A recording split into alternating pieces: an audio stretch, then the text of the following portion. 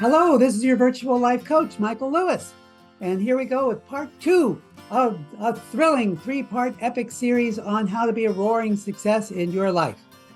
Okay, let's roll up our sleeves and take a look at your love life. This encompasses a lot because your love life is not just the wooing and winning and keeping of your significant other. It's not just raising kids or as a kid, raising your parents. It's not just your extended family. It's not just sex.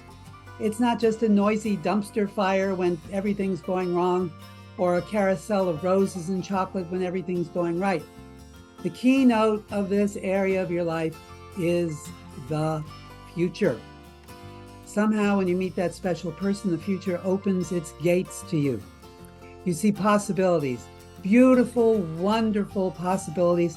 And of course, if you're into that sort of thing, there's an inevitability of future happening because, as the poem goes, first comes love, then comes marriage, then comes you in a baby carriage. Again, as we have in the last video, there are 3 secrets. 3 secrets to success. The first is create. The interesting thing about this area of your life is that it's all an idea. The factor that you love each other is a decision that you make every moment of every day. If you get mad at each other and decide you hate each other, that's a decision too, no matter how long it lasts. If it's a minute or an hour, it's a decision. So you're basically building on an idea. You're continually creating on this idea. And that is the idea of your relationship, your love, your teamwork together, your agreements as to what direction you're taking this in, your open communication line with one another, and all the rest. And the instant that creation stops, so does the relationship. You know, they could have been married for 45 years, but stopped actively working and creating that marriage after the 5th year. You know, they just took it for granted. And the magic and the adventure went out of it. So they basically really stopped being married at that point, even though they've been married for 45 years. And they've just basically been roommates after the 5 years for the next 40 years. That's no fun.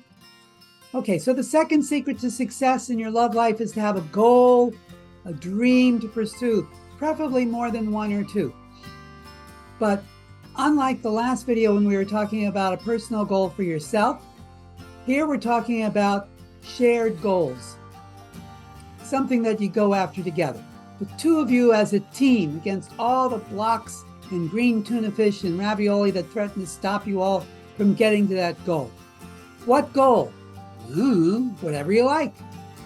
Retirement and luxury, trips to Iceland and Antarctica, college for the kids, new house, another new house, whatever. It's a lot easier to create a future when you have a dream sitting out there in the future beckoning you. Here I am. Come get me. The third secret to being a roaring success in your love life is, as we said in the first video, help! You won't get very far with your soulmate or your family unless you are willing to help and be helped. In fact, if you keep doing the I'm fine, don't worry about me, I'm okay thing, when you're really not, you're going to have a bunch of angry relatives and spouses on your plate that you're going to need to deal with. Nothing is more upsetting than to be told, I don't need your help. You're not needed around here. Please let people help you. And I'm not just talking about help when you're sick.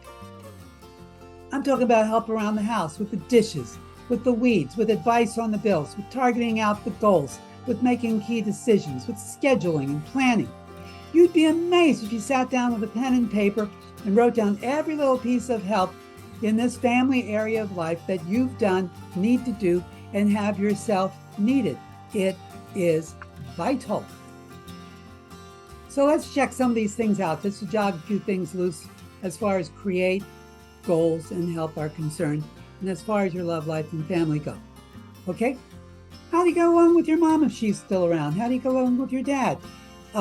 Is there anyone that you consider to be another parent or close to being like a parent, father figure, mother figure, whatever, Then, of course, there's your brothers, your sisters, your cousins, your nephews, your nieces, along with your spouse, your stepkids, your step-parents, your actual kids.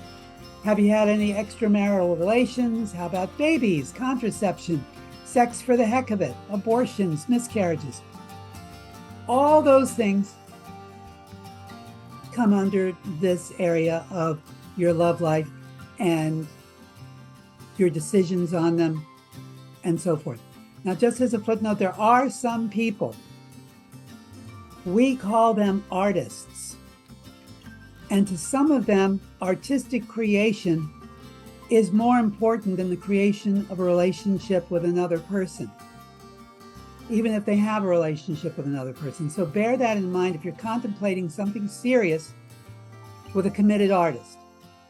Duke Ellington, the great composer, musician, band leader, for example, he made it clear to his wife and to all the women that followed that his first and most committed love was to his music. He would even say it at all of his concerts. I went to one. He would say, "Music is my mistress." So just keep that in mind if you're dating a creative artist. Their love life may literally involve loving life. And to them, their life is their art. So check things over. Are you creating or putting a future there as far as your relationship and the others involved with you, like your family, go? Do you have goals or dreams that you share with your significant other? And most importantly, are you helping that person or anyone else involved in your family and extended family? And are you accepting their help? And this includes your 3-year-old. They want to help too, and you better accept it. Just saying. And that's all I have to say for now, except to be sure to check out the exciting, pulse-pounding conclusion to this series, being a roaring success with others. So until next time, love each other, take your vitamins, observe posted speed limits, play nice, and never lose sight of who you are. Never, never, never lose sight of who you are. So long for now.